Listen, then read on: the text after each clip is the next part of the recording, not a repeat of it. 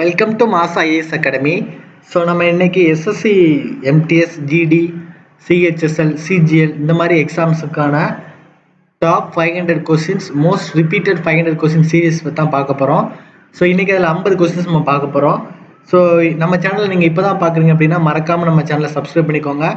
முக்கியமாக இந்த வீடியோக்கு ஒரு லைக் பண்ணி கமெண்ட் பண்ணுங்கள். ஸோ அது வந்து நிறைய ஸ்டூடெண்ட்டுக்கு ரீச் ஆகிறதுக்கு வந்து எனக்கு ரொம்ப ஹெல்ப்ஃபுல்லாக இருக்கும். ஸோ நான் நிறைய டைம் சொல்லியிருக்கேன்.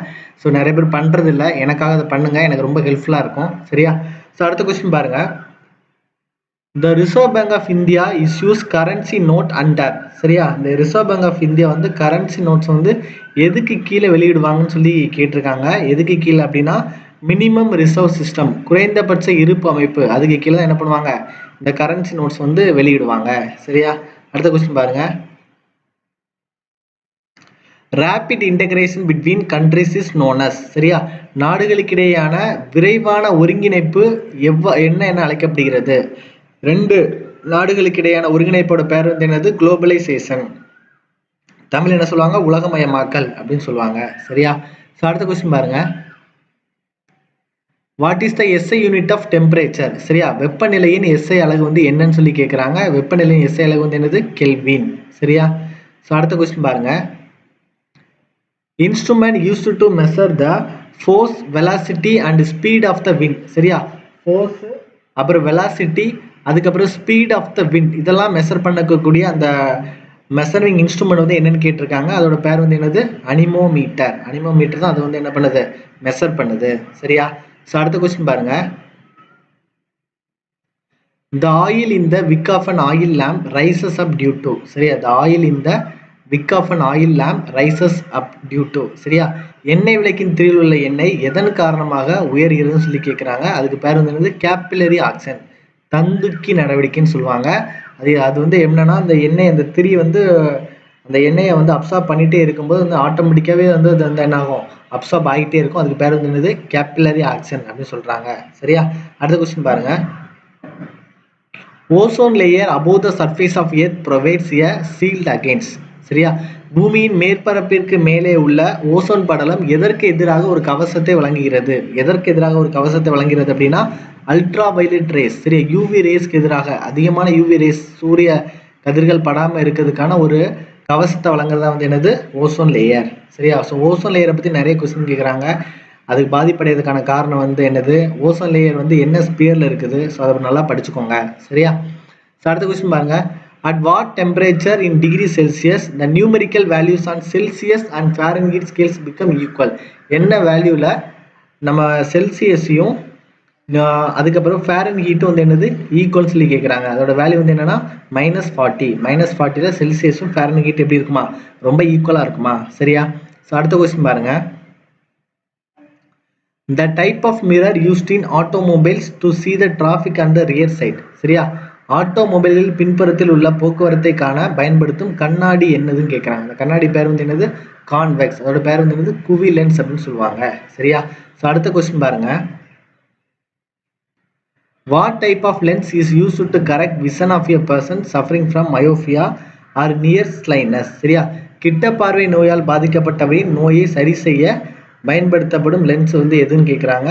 கன்கேவ் லென்ஸ். சரியா? ஸோ கிட்ட பார்வை அப்படின்னா கிட்ட குழி தோண்டி தூர குவின்னு சொல்லுவாங்க. சரியா? நம்ம ஸ்கூல்லே படிச்சிருப்போம். சரியா? கிட்ட குழி தோண்டி தூர குவி அப்படின்னு ஸ்கூல்லே நம்ம படிச்சிருப்போம். அப்போ கிட்ட பார்வைனா குழி லென்ஸ், தூர பார்வைனா குவி லென்ஸ். அதை வந்து மறக்காம படிச்சு வச்சுக்கோங்க. இப்போ வரை கேட்குறாங்க, பார்த்துக்கோங்க. அடுத்த கொஸ்டின் பாருங்க. The blue color of sky is due to. வானத்தின் நீல நிறத்திற்கு காரணம் வந்து என்ன? அது வந்து சூரிய ஒளியின் அலைநீளங்களின் சிதறுதல், ஸ்கேட்டரிங் ஆஃப் லைட் சொல்லுவாங்க. அதாவது இந்த ஸ்கேட்டரிங் ஆஃப் லைட்னால தான் இந்த வானம் வந்து என்ன கலர்ல தோன்றுதான்? நீல நிறத்துல தோன்றுதான். சரியா? Fibre optic cable used in communication works on the principle of.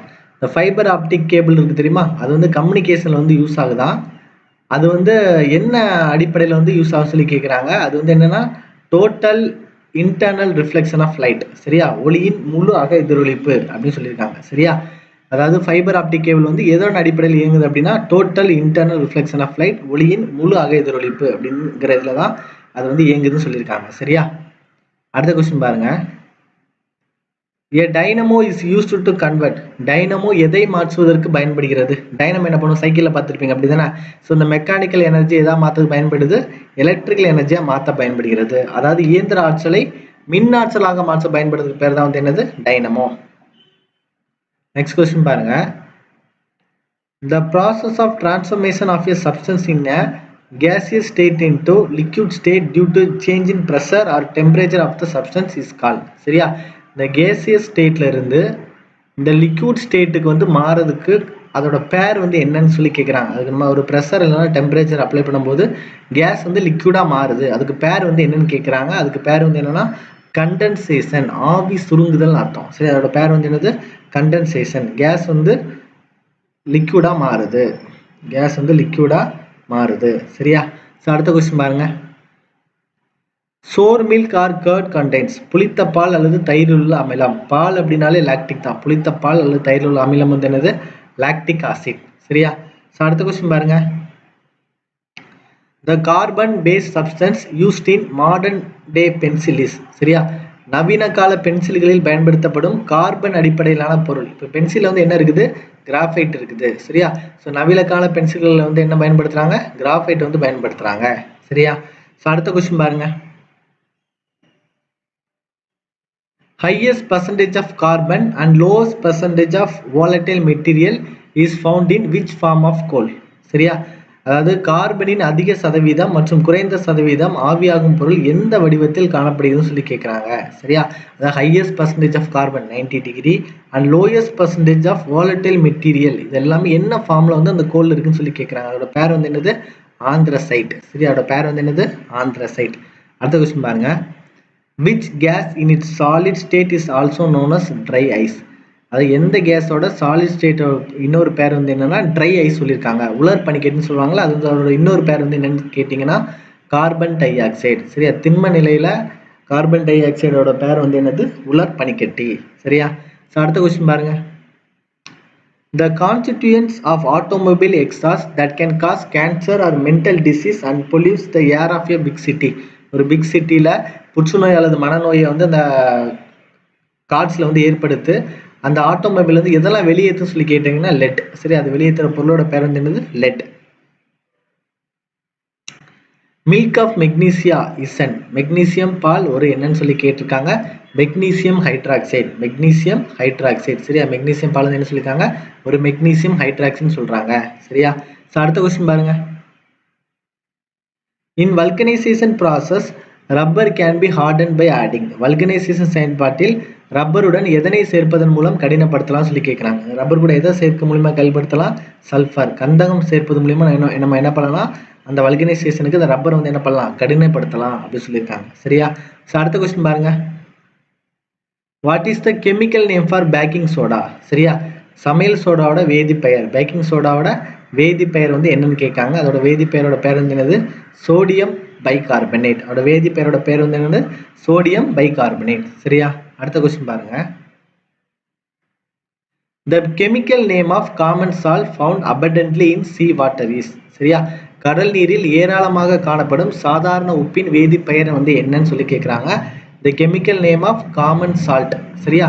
கடல் நீரில் ஏராளமாக காணப்படும் சாதாரண உப்பின் வேதிப்பெயர் அதோட பேர் வந்து என்னது? Sodium chloride. பேர் வந்து என்னது? Sodium chloride. அடுத்த கொஸ்டின் பாருங்க. Which is the largest living flightless tallest bird?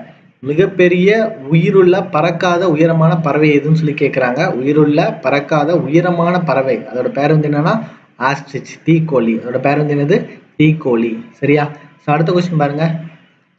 5 kingdom classification was given by. சரியா? 5 kingdom classification was given by. அதாவது 5 உலக வகைப்பாட்டை வழங்கியவர் யார் அப்படின்னு சொல்லி கேட்குறாங்க. அவரோட பேர் வந்து என்னது? Robert Harding Whittaker. Robert Harding Whittaker தான் வந்து என்ன பண்ணாரு? 5 உலக வகைப்பாட்டை வழங்கியவர். சரியா? அடுத்த கொஸ்டின் பாருங்க. Enzymes are dash that act as catalyst within the living cells. சரியா? Enzymes are dash that act as catalyst within the living cell. உயிருள்ள செல்களுக்குள் ஒரு ஊக்கியாக செயல்படும் நொதி எதுன்னு கேட்குறாங்க. சரி, அதோட பேர் வந்து என்னது? புரோட்டீன்ஸ். உயிருள்ள செல் எல்லாத்துக்குமே புரோட்டீன்ஸ் வந்து தேவை. அதான் என்சைம்ஸ் வந்து என்னன்னா புரோட்டீன்ஸ்னு அர்த்தம். சரியா? அடுத்த கொஸ்டின் பாருங்க. Select the water soluble vitamin. சரியா, நீரில் கரையும் விட்டமின் என்னெல்லாம் அப்படின்னா விட்டமின் பி அண்ட் சி, இது ரெண்டுமே நீரில் வந்து கரையக்கூடிய விட்டமின்கள். சரியா, அடுத்த கொஸ்டின் பாருங்க. Which disease is caused by deficiency of vitamin D. சரியா, ஸோ இந்த விட்டமின் டி குறைபாட்டால் ஏற்படும் நோய் எதுன்னு கேட்குறாங்க. அதோட நோய் வந்து என்னது? ரிக்கட்ஸ். சரியா, ஸோ எலும்பு சிதைவு. ஸோ இந்த விட்டமினை பற்றி நிறைய கொஸ்டின் கேட்குறாங்க, படிச்சுக்கோங்க. சரியா, அடுத்த கொஸ்டின் பாருங்க. If waste material contaminate the source of drinking water which disease will spread.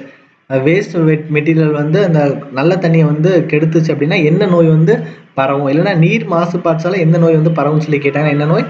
Typhoid. அதோட பேர் வந்து என்னது? டைஃபாய்டு. சரியா, அடுத்த கொஸ்டின் பாருங்க. Which type of microorganism causes typhoid. சரியா, என்ன டைப் ஆஃப் மைக்ரோ ஆர்கானிசம் வந்து டைஃபாய்டு காய்ச்சல் வந்து உருவாக்க சொல்லி கேட்குறாங்க. அதோட பேர் வந்து என்னது? பாக்டீரியா. அதோட பேர் வந்து என்னது? பாக்டீரியா. சரியா, அடுத்த கொஸ்டின் பாருங்க. Jaundice is caused due to the infection of. சரியா, எந்த உறுப்பில் தொற்று ஏற்படுவதன் காரணமாக ஜாண்டைஸ் ஏற்படுகிறது? அது என்ன உறுப்பு? லிவர், கல்லீரல் தான் வந்து என்ன ஆகுதுன்னா ஜாண்டைஸ் வந்து ஏற்படுது. சரியா, ஸோ அடுத்த கொஸ்டின் பாருங்க. Bile is secreted or produced by. பித்த நீர் எங்கு சுரக்கப்படுகிறது அல்லது உற்பத்தி செய்யப்படுதுன்னு கேட்குறாங்க. பித்த நீர் எங்கே சுரக்கப்படுகிறது அப்படின்னா லிவர், இல்லைன்னா லிவரில் அதோட இன்னொரு பேர் வந்து என்னது? கல்லீரல். லிவரோட தமிழ் பேர் வந்து என்னது? கல்லீரல். அங்கே தான் வந்து பித்த நீர் சுரக்கப்படுகிறது. சரியா, அடுத்த கொஸ்டின் பாருங்க. Both haemoglobin and myoglobin require for days formation. சரியா, ஹீமோகுளோபின் மற்றும் மயோகுளோபின் வந்து என்ன உருவாக்கத்திற்கு பயன்படுது சொல்லி கேட்குறாங்க. என்ன உருவாக்கத்துக்கு அப்படின்னா இரும்பு உருவாக்கத்திற்கு வந்து என்னது? அது பயன்படுகிறது. சரியா, ஸோ அடுத்த கொஸ்டின் பாருங்க. The functional unit of kidney is. சிறுநீரகத்தின் செயல்பாட்டு அலகு என்னது? நெஃப்ரான். நிறைய டைம் கேட்டிருக்காங்க அந்த கொஸ்டின்லாம். சரியா, ஸோ அடுத்த கொஸ்டின் பாருங்க. What name was assigned to the world's first clone of an adult sheep by the British scientist. அதான் முதல்ல குளோனிங் முறையில் ஒரு செம்மறி ஆட்டை உருவாக்குனாங்க. அதோட பேர் வந்து என்னன்னு கேட்குறாங்க. டோலி. இது ரொம்ப முக்கியமான கொஸ்டின் தான். சரியா, ஸோ அடுத்த கொஸ்டின் பாருங்க. The pigment that gives human skin, hair and eyes their colour is called. அதாவது மனிதனோட அந்த முடி, கண், அதுக்கெல்லாம் நிறத்தை கொடுக்கக்கூடிய அந்த நிறமிக்கு பேர் வந்து என்னன்னு கேட்குறாங்க. அந்த நிறமிக்கு பேர் வந்து என்னது? மெலனின். சரி, அந்த நிறமிக்கு பேர் வந்து என்னது? மெலனின். அடுத்த கொஸ்டின் பாருங்க. Dash has the highest protein content per gram. சரியா, ஒரு கிராமில் அதிக அளவு புரதத்தை உள்ளடக்கியது வந்து எதுன்னு கேட்குறாங்க. அது வந்து என்னது? சோயாபீன். சோயாபீன்ல தான் அதிகபட்சமான புரோட்டீன்ஸ் வந்து இருக்குது அப்படின்னு சொல்லியிருக்காங்க. சரியா, ஸோ அடுத்த கொஸ்டின் பாருங்க. Clove the commonly used spice is obtained from. சரியா, க்ளவ் அதாவது நம்ம கிராம்பு தெரியும். அது வந்து எதுல இருந்து எடுக்கிறாங்கன்னு சொல்லி கேட்குறாங்க. அது வந்து என்னது? ஒரு ஃப்ளவரோட மொட்டு. சரியா, ஒரு ஃப்ளவரோட மொட்டு தான் வந்து என்னது? க்ளவ். அடுத்த கொஸ்டின் பாருங்க. Dash is called amphibians of the plant kingdom. தாவர உலகின் இருவாழ்விகள் என்று அழைக்கப்படுவது எது அப்படின்னு சொல்லி கேட்குறாங்க. அதோட பேர் வந்து என்னது? பிரையோஃபைட்டுகள். அதோட பேர் வந்து என்னது? பிரையோஃபைட்டுகள். சரியா, அடுத்த கொஸ்டின் பாருங்க. Ginger, turmeric and onion are modified. சரியா, இந்த ஜிஞ்சர், இஞ்சி, மஞ்சள், வெங்காயம்லாம் எதோட மாற்றம் அடைந்த இதுன்னு சொல்லி கேட்குறாங்க. எதோட மாற்றம் அடைந்தது? இது ஸ்டெம், தண்டோட மாற்றம் அடைந்தது தான் வந்து என்னது?